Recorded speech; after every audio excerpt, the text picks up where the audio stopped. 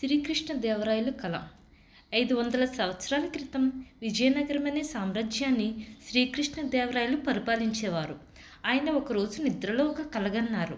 ఆ కలలో ఆయనకు ఒక అందమైన భవనం కనిపించింది. ఆ భవనం ఆకాశంలో తేలుతూ 1,00,000 దీపాలతో చాలా అద్భుతంగా ఉంది. తలుచుకుంటే చాలు మాయమైపోయే ఆ భవనాన్ని కలలో చూసిన రాయలవారు ఆ కలను మరవలేకపోయారు.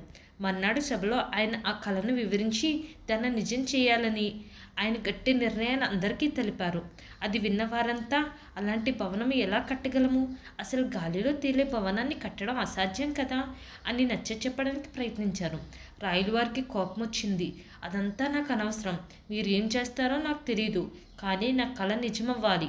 అలాంటి భవనాన్ని కట్టిన వారికి నేను 1,00,000 వరహాలు బహుమానం ఇస్తాను, లేదా మీరందరూ నాకు కనిపించకండి అని ఆజ్ఞాపించారు. విన్నవారంతా నిర్ఘాంతపోయారు. ఎన్ని రోజులు గడిచిన రాయలవారు ఆ కళను మరవలేదు. ఒకరోజు సభకు ఒక వృద్ధుడొచ్చాడు. నెరిసిపోయిన గడ్డం, జుట్టు, మీసాలతో పాపం అతి కష్టం మీద కర్రతో నడుస్తున్నాడు. నాకు అన్యాయం జరిగింది, న్యాయం చేయండి అని రాయలవారిని ప్రార్థించాడు. నీకేం అన్యాయం జరిగిందో నిర్భయంగా చెప్పు, నేను న్యాయం చేస్తాను అని రాయలవారు హామీ ఇచ్చారు. 100 నాణ్యాలున్నాయి స్వామి, అవి ఒకరు దొంగలించుకుపోయారు. నాకు వారెవ్వరో తెలుసు, నా నాణ్యాలు అడిగి ఇప్పించండి అని వృద్ధుడు విన్నపించాడు.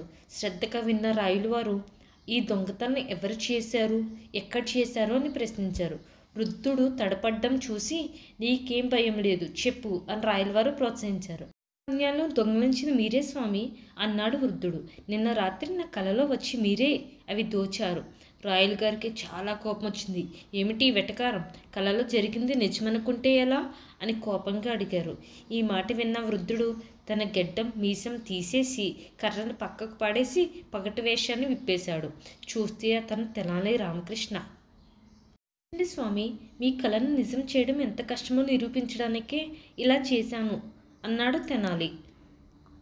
రాయలవారికి చాలా నవ్వొచ్చింది. ఇంత చక్కగా ఆయనకు అర్థమయ్యేలా చెప్పిన తెనాలి రామకృష్ణను ఆయన చాలా అభినందించారు. కనుక మీకు నచ్చినట్లయితే please like, share and subscribe my channel Keerthisri creations.